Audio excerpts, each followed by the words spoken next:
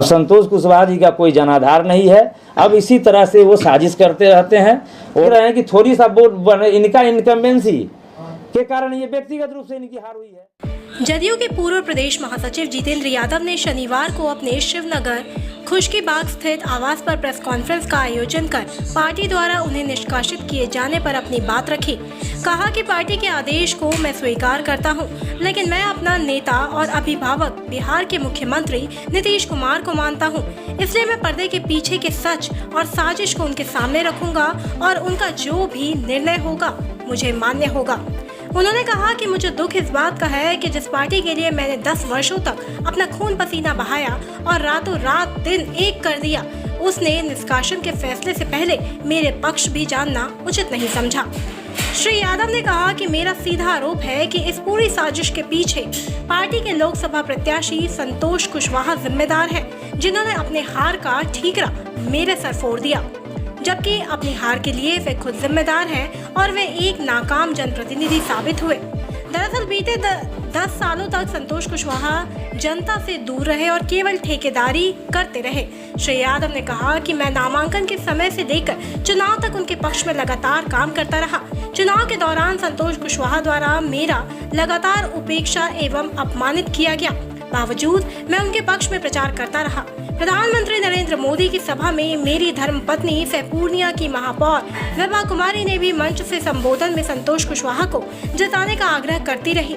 पूरा शहर जानता है कि महापौर विभा कुमारी जब अविश्वास प्रस्ताव के माध्यम से हटाई गई थी तो उसमें संतोष कुशवाहा की अहम भूमिका थी। उन्होंने कहा कि इस साजिश में पार्टी के कई लोग शामिल हैं। समय आने पर हर चेहरे को बेनकाब किया जाएगा। कहा कि मैं शीघ्र ही मुख्यमंत्री और पार्टी के राष्ट्रीय अध्यक्ष नीतीश कुमार जी को पत्र लिखकर और व्यक्तिगत रूप से मिलकर अपनी बात रखकर उनसे न्याय की गुहार लगाऊंगा।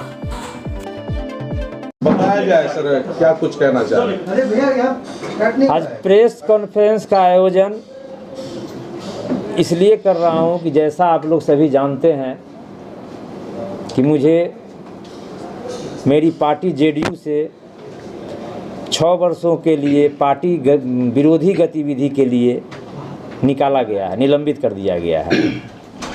पार्टी का अनुशासित सिपाही होने के कारण तत्काल मैं पार्टी के इस निर्णय का स्वागत करता हूं, स्वीकार करता हूं। लेकिन मैं अपना नेता, मेरे अभिभावक माननीय मुख्यमंत्री श्री नीतीश कुमार जी को मैं मानता हूं, इसलिए मैं पर्दे के पीछे के सच और साजिश को उनके सामने रखूंगा और उनका जो भी निर्णय होगा वो मुझे मान्य होगा। मुझे दुख इस बात की है कि जिस पार्टी के लिए मैंने 10 वर्षों तक खून पसीना दिन रात एक कर दिया, उस पार्टी ने मुझे एक बार भी अपना पक्ष मुझे रखने का मौका नहीं दिया। ये पार्टी के आंतरिक लोकतंत्र की हत्या है। मेरा सीधा आरोप पूरी साजिश के पीछे लोकसभा के प्रत्याशी श्री संतोष कुशवाहा जी पर हैं। वो इसके लिए जिम्मेवार हैं, जिन्होंने अपनी हार का ठीकरा मेरे माथा पर फोड़ने का काम किया है, जबकि वो अपनी हार के जिम्मेवार खुद हैं और उनके खुद के शुभचिंतक और नज़दीकी लोग हैं। संतोष कुशवाहा एक नाकाम जनप्रतिनिधि साबित हुए हैं। दरअसल बीते 10 वर्षों तक उन्होंने कभी भी जनता के बीच जाने का काम नहीं किया, केवल ठेकेदारी किया। आप देखे हैं कि पूरे ज़िले में जितने आरडब्ल्यूडी में वर्क हैं, आरसीडी में वर्क हैं, लगभग आधे से अधिक इनके कंपनी के द्वारा काम किया गया। और जो भी माने जिम्मेवारी है उनको, वो जो जनता के बीच नहीं जाने का काम किया, उनकी एंटी इनकम्बेंसी है। उनकी एंटी इनकम्बेंसी उन्हें माने उनको जो हराने का काम किया है, उनके करीबी और जो खास लोग थे उनकी भूमिका उसमें है। लेकिन मुझे इसमें बलि का बकरा बनाने का काम किया गया है। इसके लिए वो खुद उनके शुभचिंतक और वो जिम्मेदार हैं। संतोष कुशवाहा की हार कोई जेडीयू प्रत्याशी, जेडीयू का हार नहीं है। ये पार्टी प्रत्याशी का जो हार हुआ है पूर्णिया में, ये खुद व्यक्तिगत संतोष कुशवाहा की हार इसको मानिए। जो उनका जो एंटी इनकम्बेंसी था, लोगों के बीच नहीं जाना था, लोगों से मिलना नहीं था, आप लोग सब लोग जानते हैं, आम जनता के बीच में है। हम लोग कई बार जा कर के जो शीर्ष नेतृत्व है में जो लोग हैं उन लोगों को हम लोगों ने कई बार कहा भी, लेकिन मैंने इस पे कोई नहीं सुनवाई किया गया और उनकी जो हार हुई वो उनका व्यक्तिगत हार है। मैं नामांकन के समय से लेकर चुनाव तक संतोष कुशवाहा के पक्ष में लगातार काम करता रहा। इसके गवाह पूर्णिया की जनता एवं माननीय मंत्री श्री विजय चौधरी जी, श्री अशोक चौधरी जी, श्री श्रवण कुमार जी हैं, जो श्रवण कुमार जी के साथ हमने लगातार 2 दिनों तक रुपौली विधानसभा का सघन दौरा भी किया। यहाँ तक कि संतोष कुशवाहा के रोड शो के दौरान उनके चुनाव रथ पर भी सवार रहा। बीच के दिनों में कुछ निजी काम से मैंने देहरादून चला गया, फिर देहरादून से आने के 2 दिन पहले, चुनाव के पहले आकर के मैं चुनाव प्रचार में लग गया। चुनाव के दौरान संतोष कुशवाहा द्वारा लगातार मेरा माने उपेक्षा और अपमानित करने का काम किया गया चुनाव के दौरान ही। बावजूद मैं उनके पक्ष में प्रचार करता रहा। माननीय प्रधानमंत्री श्री नरेंद्र मोदी की सभा में मेरी धर्मपत्नी महापौर श्रीमती विभा कुमारी जी के द्वारा संबोधन में श्री संतोष कुशवाहा जी को जिताने का आग्रह करती रही। पूरा शहर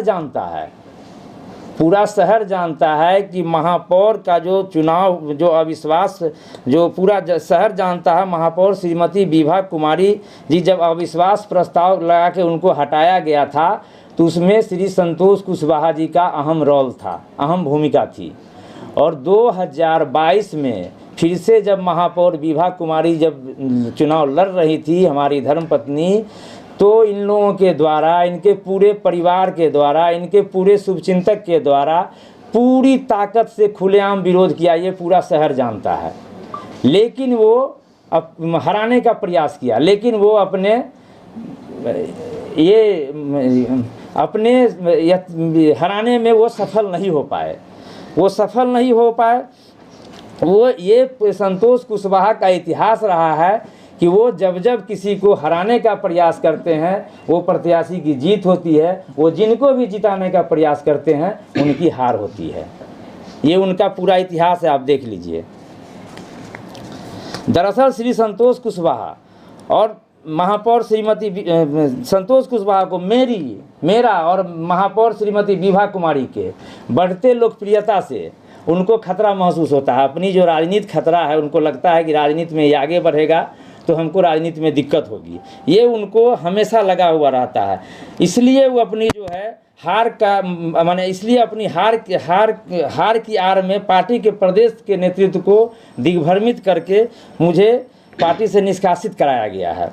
आप मुझे दल से निष्कासित करा सकते हैं, लेकिन पूर्णिया के लाखों दिलों से निष्कासित कैसे करा सकते हैं? अब हर खबर पर होगी हमारी नजर। पल पल बदलती देश और दुनिया की हर खबर पाइए सीधा अपने मोबाइल पर। ऐसी ही खबरों के लिए करें से 24 लाइव को सब्सक्राइब, साथ ही साथ दिए गए बेल आइकन को भी दबाएं। Thank you.